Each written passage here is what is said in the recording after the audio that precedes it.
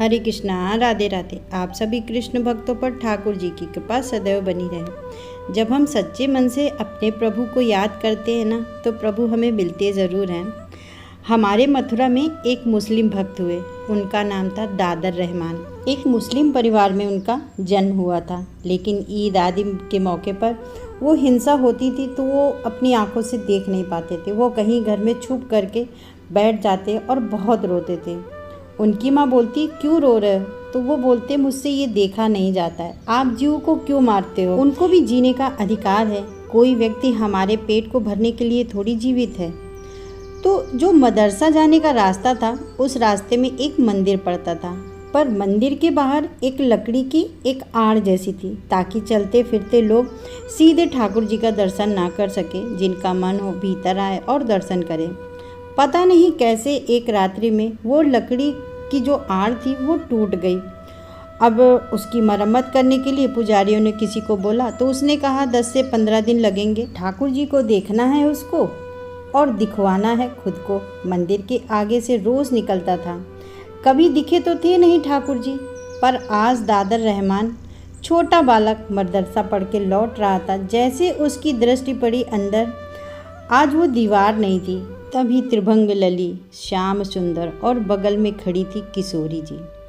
झांकी देखी, रुक गया, या कहो 4 कदम आगे गया और फिर 3 कदम पीछे आया और फिर देखा और बाहर से ही देखता रहा। देखते देखते अब ये तो पता ही होता है सबको कि ये ठाकुर जी हैं और ये इनकी प्रियसी श्री किशोरी जी हैं, श्री राधा रानी हैं। इतना तो उसको भी पता था कि ये हिंदुओं के भगवान हैं, लेकिन कितने प्यारे हैं। इनका मुख कितना प्यारा है, कितने सुंदर हैं। इनके नेत्र कितने प्यारे हैं, इनके गाल कितने सुंदर हैं, इनके हाथ कितने सुंदर हैं।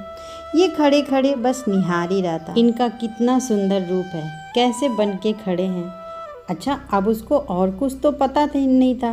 वो केवल झांकी देख रहा है, देखता जा रहा है, देख रहा है, देखता रहा है।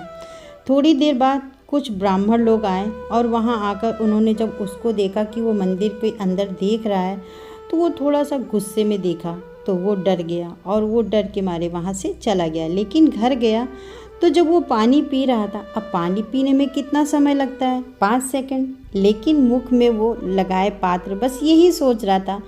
कैसी छवि थी, पोशाक कितनी अच्छी थी, बाल कितने सुंदर थे, नेत्र कितने अच्छे थे। अच्छा, माँ घर के बाहर बार बार जाने नहीं देती थी। मौका ढूंढ रहा था कि मैं दोबारा कैसे मिलने जाऊँ। बस एक ही उपाय है कि कल जब मदरसा जाऊँगा तो फिर देखूँगा। तो बस रात भर यही सोचता रहा। रात्रि तुम जल्दी जाओ, मैं सुबह जल्दी उठूँ। सुबह उठते ही पिताजी ने बैठा दिया, नमाज पढ़ो। तो जो भी काम था वो अपना करने लगा। बस उसको तो उत्सुकता थी। माँ ने भोजन बनाया, मुझे भूख नहीं है, मैं जा रहा हूँ, आज मौलवी जी ने जल्दी बुलाया है, मैं जा रहा हूँ। चला गया। कोई मौलवी ने नहीं जल्दी बुलाया था, उसको देखना था। मंदिर के बाहर खड़े होकर फिर देखने लगा। अब कल तो जैसे तैसे करके चला गया।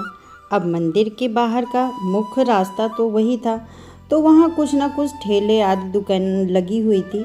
तो किसी न किसी दुकान पे बैठ करके वहाँ कुछ सामान खरीदते था और खाने लगता। बस देखने के बहाने ढूंढता। कभी किसी दुकान पे बैठकर खड़े होकर वहाँ देखता, कभी कहीं खड़े होकर के देखता। अब तो मदरसा का समय हो गया, समय पूरा हो गया। बालक वापस लौटने लगे, घर जाने लगे, और दादर रहमान वहीं पर खड़े खड़े ठाकुर जी को देख रहा है। एक उनके चाचा का बेटा था, उसका नाम था कासिम। उसने आकर के देखा, आज तुम मदरसा नहीं आए थे, मौलवी जी तुम्हें पूछ रहे थे, तो तुम आंसू पोंछ रहे हो, लाल आंखें पड़ी हुई हैं, क्या हुआ? अरे कुछ नहीं, बस ऐसे ही थोड़ा सा बुखार था। अरे बुखार था तो घर पे रहते, यहाँ पर क्या कर रहे हो, बाजार में? दादर ने कासिम को बुलाया, बोले इधर आओ, मुझे ना कोई अच्छा लग गया है। क्यों, कौन अच्छा लग गया है तुम्हें? मुझे नहीं पता। अब मुझे डर भी लग रहा है कि कहीं ये अच्छा लगना बुरा तो नहीं है। बोले कौन अच्छा लग गया है? अपने बगल में अपने चाचा के भाई बेटे को, कासिम को खड़ा करके बोले, वो अच्छे लग गए हैं। सामने देखा जैसे त्रिभंग लली, श्याम सुंदर। कासिम बोला, अरे बाप रे, तुम क्या कर रहे हो? इसको देख रहे हो सुबह से? बोले हाँ। अरे पाप लगेगा, चल यहाँ से। लेकर गया। बोला इसका पता भी नहीं चलना चाहिए, तेरे पिता को और मेरे पिता को, घर में किसी को पता नहीं चलना चाहिए, नहीं तो हम दोनों को काट दिया जाएगा, मार दिया जाएगा। तुझे पता नहीं है कितना बड़ा अपराध है। इसमें अपराध क्या है? तुमने देखा कितने सुंदर हैं, उनके मुख कितना सुंदर है, उनके गाल कितने सुंदर हैं, उनके नेत्र कितने सुंदर हैं, और उनकी प्रेयसी राधा, उनकी मैं क्या कहूँ, वो कितनी सुंदर है। वो सुंदर हैं तो देखने में क्या अपराध हो सकता है? कासिम बोला, देख खबरदार, तू कुछ भी कर, तू भी अपराध कर रहा है और मुझसे भी अपराध करवा रहा है। मुझे नहीं देखना, मुझे नहीं करना, मुझे बिल्कुल नहीं देखना है, और मैं घर पे नहीं बताऊंगा, लेकिन कल से मत करना ये सब। कासिम को कुछ खाने के लिए दिया। कुछ चीज़ें अच्छी लगती हैं थी जो बाज़ार में दादर रहमान ने खरीद कर लाया और अपने चचेरे भाई को वो सामग्री खाने को दे दी। वो खुश हो गया। अरे वाह दादर, तू मेरे लिए लाया है, मैं तुझे एक शर्त पर दूंगा। क्या? मुझको देखने दिया कर, घर में किसी को पता नहीं चलना चाहिए। मैं पढ़ने नहीं जाऊंगा मदरसा में, मुझे बस इनको देखना है, तू घर पर नहीं बता। बोला नहीं नहीं, ये नहीं होगा। बोला देख, आज 1 दे रहा हूँ, कल तुझे 2 दूंगा, परसों तुझे 4 दूंगा, और रोज़ खिलाऊंगा, घर में नहीं बताना बस। प्रभु की कैसी अद्भुत लीला। तो कासिम भी घर पर नहीं पता चले इसकी पूरी व्यवस्था करता था।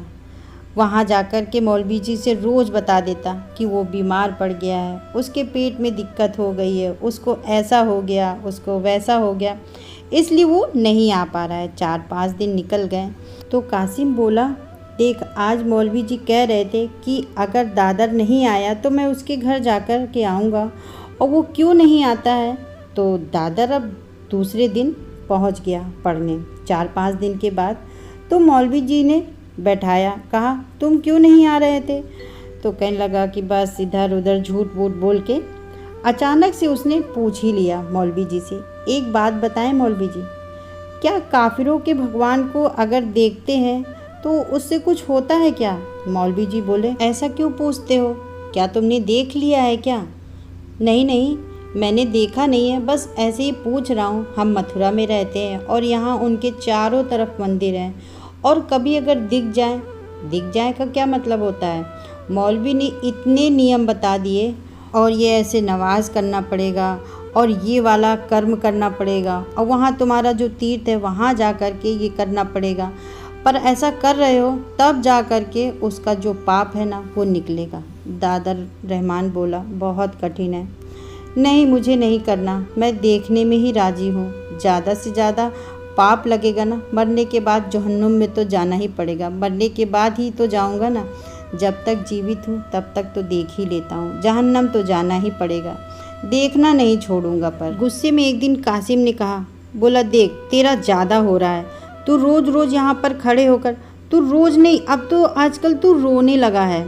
ऐसा मैं ठीक नहीं है, मैं तेरे पिताजी को बता दूंगा। बोले मत बताना, मुझे बहुत मारेंगे और दर्शन करना बंद करवा देंगे, और मुझे इनका दर्शन करना बहुत अच्छा लगता है, इनको देखना बहुत अच्छा लगता है। बोले मैं बताऊंगा, और कासिम ने जाकर के घर में बता दिया। दादर रहमान एक मंदिर के बाहर खड़े होकर दर्शन करता है, ये नहीं बताया कि रोज़ करता है, बस इतना कह दिया कि आज किया था, मैंने देख लिया। बस इतना कहते ही पिताजी ने उसको इतना मारा, दादर रहमान को। बोले तू इनके भगवानों को देखेगा, ऐसा करेगा, ये करेगा। रोता रहा, घर में बंद कर दिया। बोले अब तू कहीं नहीं जाएगा, पढ़ने के लिए भी मदरसा नहीं जाएगा। माँ ने समझाया कि हम मथुरा में रहते हैं, यहाँ पर चारों तरफ मंदिर हैं, हिंदू लोग रहते हैं, और किसी की संगत में अगर आकर उसने ये गलती कर दी है तो आप इतना क्यों मार रहे हो उसको? उन्होंने समझाया। बोले 1-2 दिन नहीं करूँगा, ऐसा तो ये बिगड़ जाएगा, करने दो मुझे। माँ पूछती है, बेटा पानी पियोगे? बोला नहीं। भोजन करोगे? बोला नहीं। तुम्हें दर्द हो रहा है? बोला नहीं। तेरे हाथ में लग गई? बोला नहीं। तो फिर? माँ मेरी आँखों में दर्द हो रहा है। क्यों? उनको देखना है। माँ तू मेरे साथ चल, देख तभी वो कितने सुंदर है, उनका स्वरूप कितना सुंदर है, उनका श्रृंगार कितना सुंदर है। माँ तू देखेगी ना तो माँ उन पर मोहित हो जाएगी। माँ घबरा गई, बोली हमारे घर का बेटा, इसको हो क्या गया है? 2-4 दिन तक दर्शन नहीं करने दिया, घर के बाहर नहीं जाने दिया। अब दादर रहमान को लगा अब मुझे नाटक करना पड़ेगा, तभी मैं घर से निकल पाऊँगा। एक दिन सुबह उठा और उठ कर के नमाज अदा की और उसके बाद पिताजी से बोला, मैं सुधर गया हूँ पिताजी, अब मैं नहीं जाऊँगा आज के बाद मंदिर में दर्शन करने, मुझसे गलती हो गई और अब मैं पूरी तरीके से आप लोगों के साथ रहूँगा और आप जैसा कहेंगे मैं वैसा ही करूँगा। जो हम लोगों का है अब मैं वही करूँगा, उसका ध्यान रखूँगा, बस यही बात है। और अब मैं मदरसा जा रहा हूँ। जैसे जैसे वो मंदिर समीप आता जा रहा है, मन की स्थिति है कि वो दूर से ही बोलता आ रहा है कि वो नाम भी नहीं जानता है ठाकुर जी का, और बस यही जानता है कि वो हिंदुओं के देवता हैं।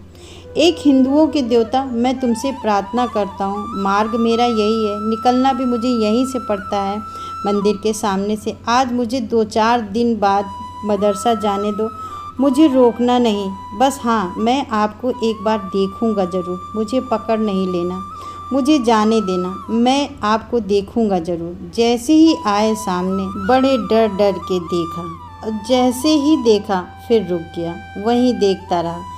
देखते देखते आंखों में आंसू आ गए, रोने लगा हाथ जोड़ के, ये कैसे बीच मझधार में मैं आ गया हूँ, मुझे या तो तुम वहीं रहने दो या अपने पास रख लो। बीच मझधार में मेरे पिताजी मुझे मार देंगे, मेरे साथ क्या हो रहा है? पिताजी को पता चला कि आज गया है पढ़ने के लिए, तो वो पीछे से देखने के लिए गए, मौलवी से बात करने किए तो रास्ते में ही दिख गया।